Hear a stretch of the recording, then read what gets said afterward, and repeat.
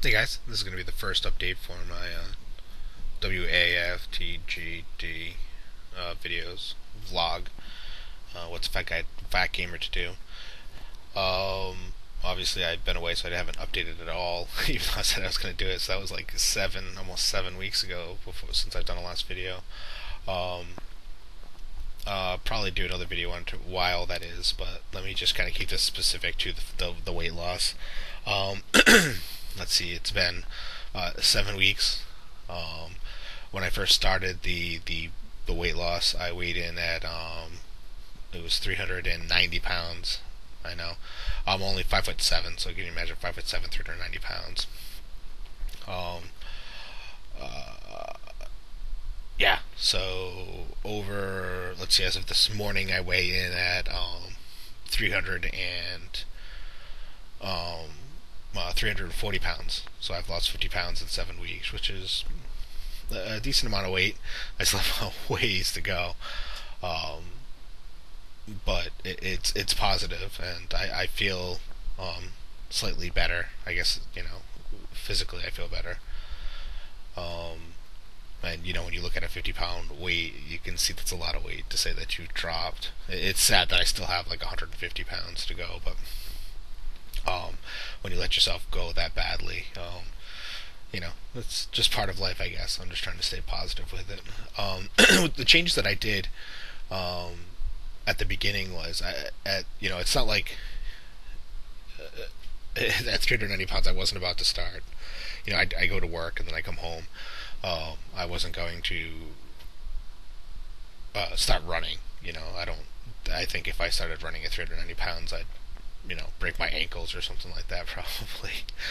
But I did do small amounts of walking, just trying to build up, a little bit on top of work. I'd come right home from work, and instead of plopping in front of the computer and doing emails, or sadly even doing YouTube or anything like that, I was trying to get out and do a little bit of stuff. And even if that just meant walking around, I live on the water, so even if it's just going down to the water or that thing, I was staying more active, trying to stay active a little bit longer.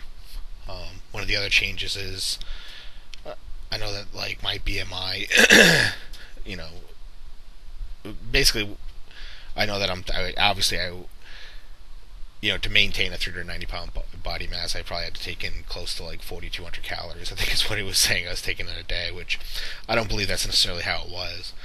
I tended to not eat at all, and then at night, right before I went to bed, usually probably like around 10 o'clock at night, I would eat like a large pizza or something like that, which is probably one of the worst things you possibly could do. So basically, I was starving myself all the time, and then at night I'd eat like 2,000 calories or whatever it is for a large pizza. I don't know.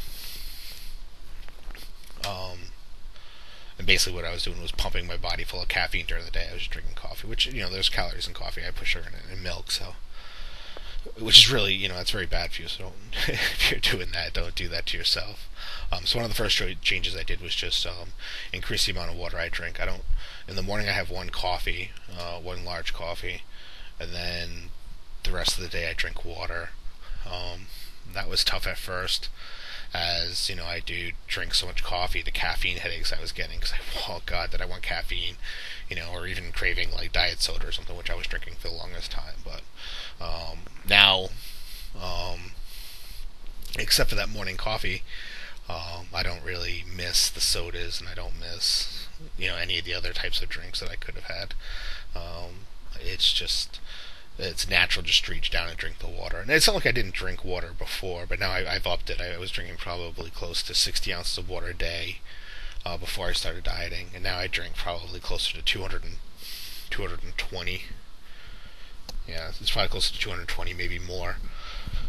All day at work, I have to drink water because it's so hot. It's probably like 90, 95 degrees to 100 degrees in the warehouse all the time. So I'm continually drinking. And then when I get home, I have this huge. I'll show you sometime. 52-ounce cup. And I just fill that up a couple times during the night as I drink it. The downfalls of drinking a lot of water is you have to go to the bathroom all the time. Whatever. It's a minor thing to deal with. The other change I made was in my diet. Instead of, as I explained, instead of fasting, pretty much fasting all day and then eating a big meal at night and then going to bed, I eat a larger breakfast in the. I eat breakfast first off. That's huge. So I eat a breakfast, and that's the majority of my calories. I probably eat like around 600. It's about 600 calories in the morning for that, and I didn't want to cut. I guess it's more important to say I didn't want to cut like I don't count the calories exactly, but I have a really good idea of the proportion amounts. Um, because you can find all these little things online to help you figure out how much the calories are. Like, say, if you go and get, I don't know, whatever, if you're gonna eat 3 eggs and some wheat toast, you can look it up online. And I just kept doing that until I understood how much those things were. And basically, I do like kind of a pyramid. My largest meal is in the morning. I have a snack, and then I have my lunch, which is a medium-sized meal, and then I eat another snack, which are just 100-calorie snacks, just to keep my metabolism going. And then when I get home from work around 5, right around 5:30, 6 o'clock, I eat my last meal, which is actually a small meal. It's usually like a small, like, turkey on wheat or something like that, something that's very small, 3 to 400 calories, maybe less. And then I have one more snack later on in the night. And that is usually yogurt, which I found these 100-calorie packets. They got granola in them to give them some crunch. I eat them, and to be honest, I would never eat any type of yogurt or anything like that, as I always thought it was kind of not like, I guess, not to be gross. The texture, I couldn't eat it, but I just manned up and said screw it and just started eating it, and it has made a difference. I'm surprised that those little containers they totally just curb my appetite and make it so that I'm not hungry all the time. And I've also noticed whenever I do get hungry, and if it's not quite within the time that I'm supposed to eat, if I down 20 or 30 ounces of water, it totally fills me up. So that's one of the other tricks I've been doing. If people are interested, I'll totally put down exactly what I eat at each meal and schedule it out. But for the most part, I'm not going to do that every week. Basically what I've had to do is kind of just have the same food every day. Just to maintain the diet. It's just easier when I'm shopping. I know exactly how many calories are. I can't have any variance on it. Fridays I do allow for a cheat day. I pick something that I would normally not have on my diet. Like in my case, it happens to be like this week was mashed potatoes.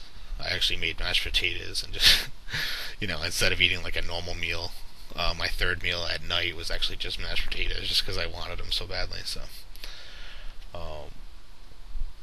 The other thing with the calories that I've been doing, instead of cutting down to 1,800 calories, say with an average of 2,000 calorie diet for a normal person, I didn't want to have such a drastic change at first. So I've set it up so that at first I kind of cut down calorie wise, closer to say 2,500 calories instead of going to the 1,800, because I know that the 2,500 is less than what my body would need anyways to run. And I wouldn't be able to maintain the 390 pounds, you know what I mean? And the more weight that I lose, obviously I'm going to have to reduce the calories more to get closer. Now my goal is to be in November to be under 300, and hopefully doing the walking, and I'm hoping to be maybe lightly jogging during that time.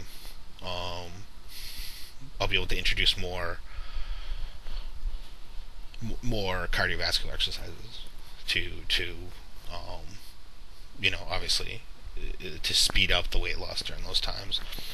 So I'm hoping that as I get lower, where dieting is letting me lose a decent amount of weight each week, just by cutting calories, that when I start to get lighter and it's harder to lose weight that way, I'll be able to pick up the amount of exercise that I'm doing to compensate for it, and I'll purely maintain a higher level of weight loss. So those are my plans. Those are long-term goals for up till November, which like I said, I think it's at the end of November. That should be the last. I should be able to lose the last 40 pounds and be under 300. That's my short-term goal. And then I think next July, I think I had it planned out that I would like to be like around 220. So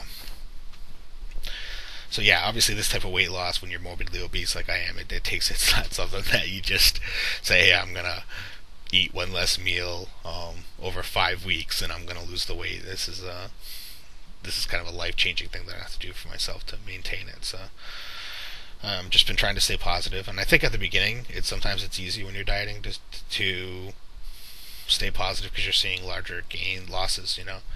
those those hit points are coming off quicker off your body than they would be if you're near the end. It's harder to do enough body damage to reduce the person. I don't know. Anyways, you gotta make everything a game, I guess. So that's my basic update. The big thing is that I